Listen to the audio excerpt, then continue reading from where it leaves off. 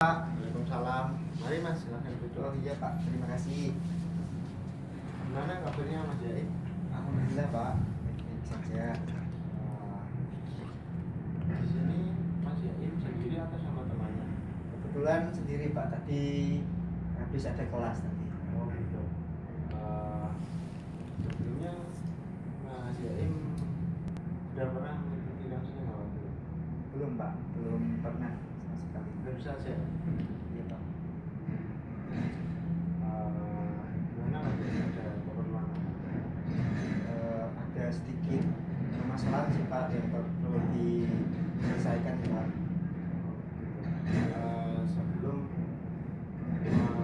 mulai sesi counseling, langkah itu kita berdoa terlebih dahulu.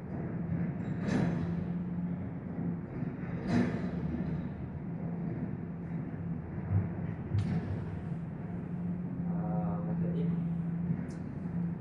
mengisi informan consent itu adalah surat pernyataan persetujuan dengan yang ditandatangani tadi. Oh iya Pak. Mas Jain tahu counseling itu apa? Belum tahu Pak. Apa itu Pak? Saya sambil jelaskan ya Mas. Iya Pak. Counseling itu adalah bantuan dari konselor untuk klien dalam menangani masalah dan menyelesaikan masalah. Oh, berarti saya bebas bercerita ya Pak tentang permasalahan saya Pak. Iya. Dan Bapak juga memegang dua asas, yaitu asas kerahasiaan. Asas kerahasiaan adalah kerahasiaan yang Bapak pegang dari ceritanya Mas Jain nanti, dan saya tidak akan menyebarluaskan yang telah disampaikan Mas Jain. Dan yang kedua itu asas kesukarelaan. Asas kesukarelaan itu Mas Jain tanpa paksaan apapun dan bisa menceritakan lebih leluasa. Ya, Pak, saya datang ke sini juga atas keinginan sendiri sih Pak, bukan perasaan dari orang lain. Sebelum kita mulai sesi counseling hari ini, kita saya batasi waktu untuk 30 menit. Apakah cukup? Iya Pak, waktunya 30 menit itu saya rasa sudah cukup. Dan cukup Ya, gimana perasaan Mas Jain? saya merasa kayak sulit membagi waktu Pak antara belajar dengan organisasi. Sebelumnya Mas Jain bisa sulit membagi waktu itu ada terlalunya atau gimana? Iya Pak, dulu waktu kecil itu saya ditekankan oleh ayah saya untuk pentingnya belajar. Nah, di sisi lain dalam permasalahan saya saat ini itu ada kaitannya dengan waktu saya berorganisasi. Itu saya sulit membagi waktu antara belajar dengan organisasi. Mas Jain sulit membagi waktu antara belajar dan organisasi. Dan sebelumnya Mas Jain sejak kapan ini mengalami kayak sulit membagi waktu ya Pak. Itu mungkin dari waktu saya ikut organisasi sih Pak di kuliah ini semester 2. semester Ya. 2? Jadi hampir 6 bulanan sih Pak. Mas Jain dulu itu waktu sekolah SMA ada permasalahan apa ya sampai Mas Jain tidak bisa membagi waktu dengan perkuliahan? Oh ya. Dulu waktu SMA itu saya lebih menekankan kepada prestasi akademik saya sih Pak, kayak belajar. Terus di dalam SMA tersebut saya belum ikut organisasi. Nah saya ikut organisasi itu di waktu kuliah.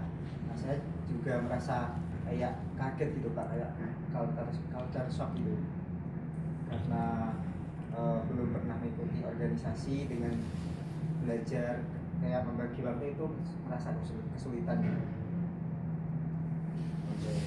Sampai sekarang. Iya, sampai itu mempengaruhi perasaan saya sekarang sih Pak. Jaim punya strategi apa untuk ke depannya? Untuk strategi itu kayak saya bisa kayak membuat program gitu Pak, agar bisa memanajemen waktu, agar bisa lebih terstruktur kayak gitu. Ada beberapa poin menurut Mas Yaim dalam agar bisa memanajemen waktu antara aktivitas dan belajar. Beberapa poin ya Pak, kayak poinnya. Misal 1 sampai 10. Oh, itu berarti kayak skala gitu ya Pak? Iya. 1 sampai 10 itu kesulitannya atau gimana? Kepagitannya jadi Itu saya kayak kalau itu mungkin masih 8 ya Pak, untuk bisa mengubah bisa memanajemen waktu. Keduanya itu masih ada hal yang kurang mengganjal itu Pak, kayak belum bisa caranya itu bagaimana, seperti apa. bagus nih. Kalau begitu kan Mas Yaim sudah punya pandangan ya untuk kedepannya agar bisa memanajemen waktu dengan baik. Iya Pak, bisa dikatakan begitu. Nah, kayak tadi strategi-strategi saya untuk membuat program harian agar bisa manajemen waktu antara belajar dan organisasi itu menurut saya itu cukup efektif sih Pak. Dan Mas Yaim itu pernah mengalami kayak membagi waktu itu di akhir-akhir ini itu rasanya gimana? Kalau Perasaan Mas Yaim? kalau perasaan saya itu merasa kayak akhir-akhir ini merasa kayak tertekan Pak, karena di kuliah sendiri itu kan akhir semester ini kan banyak tugas sih Pak, kayak tugas UAS. Terus juga di organisasi itu juga banyak urutan kegiatan yang harus dipenuhi. Nah itu waktu itu sulit sih Pak untuk bagi waktu antara kedua hal tersebut. Soalnya itu kan juga barengan juga sih. Gimana kalau Mas Yaim membuat jadwal lagi yang lebih efektif dan Mas Yaim bisa waktu antara organisasi dan belajarnya Mas Yaim agar tidak kesulitan? Ya Pak, saya akan mencoba membuat jadwal agar lebih efektif dan terstruktur. Saran dari Bapak itu ya sebenarnya memang Yaim harus bisa memanajemen waktu dan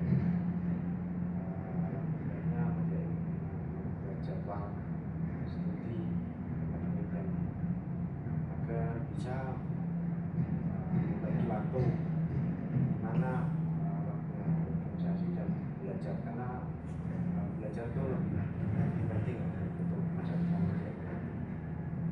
Iya Pak, itu belajar memanglah hal yang perlu diutamakan daripada organisasi.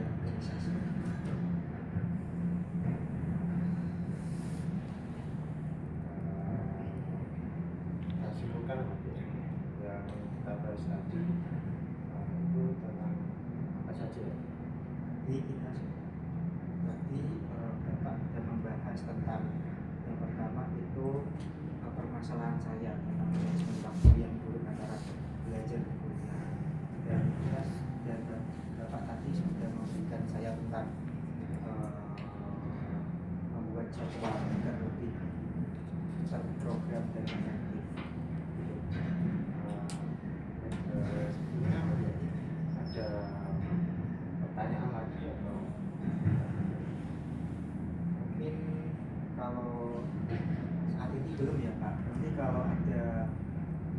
saya tanyakan mungkin saya bisa menghubungi Bapak di pertemuan selanjutnya atau gimana ya Pak gitu. Ya kan waktunya sudah selesai. Kalau masih belum ada pertanyaan, kita bisa lanjut di sesi berikutnya. Apabila masih terasa kurang, Ya Pak, mungkin pertemuan kali ini menurut saya sudah cukup Pak. Nanti kalau ada yang saya rasa masih mengganjal, nanti saya akan hubungi Bapak lagi ya. Tadi awal kita jawab dengan sekarang kita diakhiri dengan berdoa juga.